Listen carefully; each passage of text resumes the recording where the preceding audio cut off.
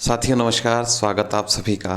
साथियों, junior accountant की answer की कब आएगी, कब उसमें आपत्ति जो है दर्ज कराई जाएगी, साथ में इसके आपत्ति के बाद में आंसर की का फाइनल रूप कब आएगा और इसका रिजल्ट कब आ सकता है, इस पर अपन चर्चा करने वाले हैं। और साथ में एक चर्चा भी अपन करेंगे, संभावित कट ऑफ के बारे में चर्चा करेंगे। जी हाँ साथियों, मैं पंकज शर्मा आप सभी का अपने चैनल पर स्वागत करता हूं। अगर आप हमारे चैनल से पहली बार जुड़े हैं तो चैनल को सब्सक्राइब करके एक बार ज़रूर इससे जुड़िएगा। साथियों, मैं सबसे पहले बात करूं कि जूनियर अकाउंटेंट की एग्ज़ाम जो हो चुकी थी, इसमें प्रोविज़नल आंसर की गई। जो इसकी प्रोविज़नल आंसर की है उसकी मैं चर्चा करूं तो जैसा कि आप सभी को पता भी होगा कि जो अधीनस्थ बोर्ड के जो अध्यक्ष हैं, उन्होंने जो ट्वीट करके कहा था और इसकी जो डेट बताई थी साथियों, वो बताई थी 5 मार्च। कितनी साथियों? 5 मार्च 2024 को एक संभावित डेट बताई गई थी कि 5 मार्च तक आपकी जो है आंसर की वो आ जाएगी। क्या इस डेट को हम सही माने? बिल्कुल दोस्तों, आप सही माने, क्योंकि इससे पहले और भी एग्ज़ाम है, उसके लिए भी आंसर की के लिए ट्वीट किया गया था और उस तिथि से एक दिन पहले ही वो आंसर की आ गई थी। तो आप ये मानिए कि आपकी जो आंसर की है वो आपको देखने को मिल सकती है मार्च के महीने में। 5 मार्च से पहले पहले आपको निश्चित रूप से आपकी जो आंसर की है जूनियर अकाउंटेंट की, वो देखने को मिल सकती है। क्योंकि पेपर का लेवल, पेपर की जो लैंग्वेज है वो इस तरह की थी। कुछ प्रश्नों में वास्तव में उलझन है और वो उलझन तभी समाप्त होगी जब हमारे पास बोर्ड के द्वारा जो आंसर की है और जो मूल आंसर की है वो हमारे सामने आएगी, तभी वो क्वेश्चंस हम निकाल सकते हैं। तो आंसर की का वेट लगभग सभी विद्यार्थी कर रहे हैं जिन्होंने अच्छे से तैयारी करी है। तो 5 मार्च के आसपास आपको आंसर की देखने को मिल जाएगी। साथ में जब आपको आंसर की आएगी तो आंसर की के बाद में तुरंत रिजल्ट नहीं आएगा, आपसे आंसर की पर चैलेंज अर्थात आपसे आपत्ति मांगी जाएंगी।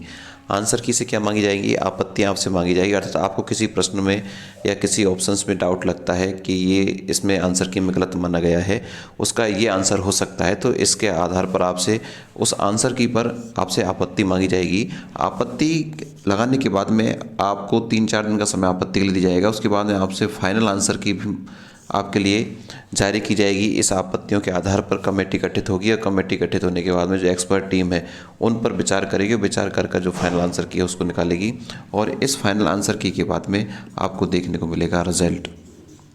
रिजल्ट कब देखने को मिलेगा, ये एक बात है। देखिए, जैसा कि आपको पता है कि जो अप्रैल माह में है चुनावी प्रक्रिया आपकी प्रारंभ हो जाएगी, तो लगभग मैं ये मानता हूँ कि आपका जो रिजल्ट है, मार्च की ये जो प्रक्रिया है ये होने के बाद में अप्रैल में ही आपका रिजल्ट जो है वो आ सकता है। क्योंकि ये प्रक्रिया में समय लगता है, क्योंकि आंसर की आएगी, आपत्ति उस पर मांगी जाएगी, फाइनल आंसर की आएगी और उसके बाद रिजल्ट आएगा। तो लगभग रिजल्ट आपका अप्रैल के आसपास आपको देखने को मिलेगा। अप्रैल माह में ही आपको रिजल्ट देखने को मिल सकता है। ये तो आपकी सामान्य जो चर्चा है वो है। इसके बाद में हालांकि जो है प्रोविजनल जो कट ऑफ है, कट ऑफ के बारे में पहले भी चर्चा कर चुका हूँ, लेकिन फिर भी बच्चों के जो नंबर वगैरह देखे हैं उसके आधार पर मैं आपको बता दूँ, थोड़ा सा मैं आपको एक आइडिया और बता दूँ मैं आपको, जो क्या इसका जो कट ऑफ का दायरा है वो रह सकता है। क्योंकि पेपर का लेवल आप सभी ने इसका अच्छे से देखा है, जैसा मैंने आपको बताया। और मैं ये बात कर रहा हूँ किसकी, जो डबल के जो विद्यार्थी हैं, अर्थात डबल जो लिस्ट निकाली जाएगी, अर्थात जितनी पोस्ट हैं उससे डबल पास किए जाएंगे स्टार्ट में और उसके बाद में फाइनल जो मेरिट है वो अलग निकली जाएगी। तो डबल की जो मेरिट है वो मैं आपको बता दूं। देखिए साथियों, जो जनरल के विद्यार्थी हैं, जनरल के विद्यार्थी लगभग 45%, डबल की बात कर रहा हूँ, फाइनल की बात नहीं कर रहा, फाइनल में और बढ़ेगी। डबल की बात कर रहा हूँ, फाइनल की मैं आगे अभी कुछ समय लेकर फिर बताऊँगा। 45% आप इसकी माने और EWS की है वो आपको मानना है 43%। ये डबल है। इसके बाद में और आपकी जो है लगभग 5% तो निश्चित रूप से बढ़ी जाएगी। OBC की मैं बात करूँ, ये मैं कट ऑफ में पहले भी बता चुका हूँ, 44% OBC के जो है नंबर रह सकते हैं।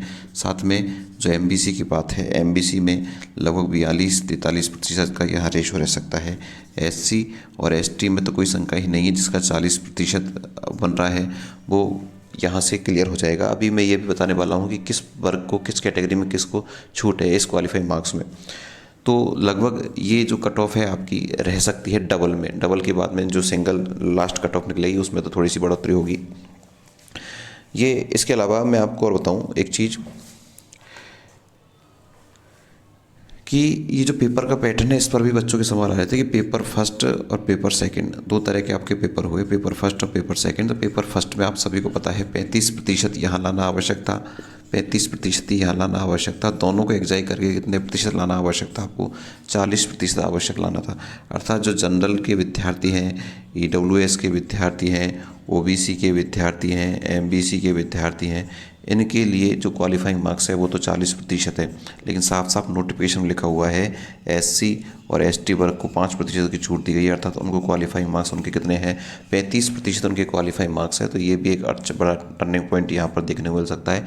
इस पर बच्चों के काफ़ी सारे कमेंट्स आ रहे हैं, तो मैं आपको बता दूँ, जनरल, EWS, OBC और MBC के 40% मार्क्स आवश्यक हैं, जबकि SC ST के 35%। हाँ, यहाँ सेपरेट की बात करें तो 35% चाहिए आपको, लेकिन दोनों को एग्जाई करें तो जो कितने अंक आपको आवश्यक हैं क्वालिफाइंग के लिए?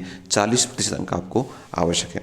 ये थोड़ी सी जानकारी आपको मैंने दी है। आपको जानकारी कैसी लगी कमेंट्स बॉक्स में ज़रूर बताइएगा। साथ में अपने जो नंबर है वो ज़रूर शेयर कीजिएगा। साथ में आपने टेलीग्राम ग्रुप ज्वाइन नहीं किया है तो टेलीग्राम ग्रुप की लिंक आपको नीचे कमेंट्स बॉक्स में पिन मैसेज में मिल जाएगी, तो वहाँ से आप जाकर टेलीग्राम ग्रुप भी ज्वाइन कर सकते हैं। आप सभी ने इस वीडियो को देखा, आप सभी का बहुत बहुत धन्यवाद। Thank you.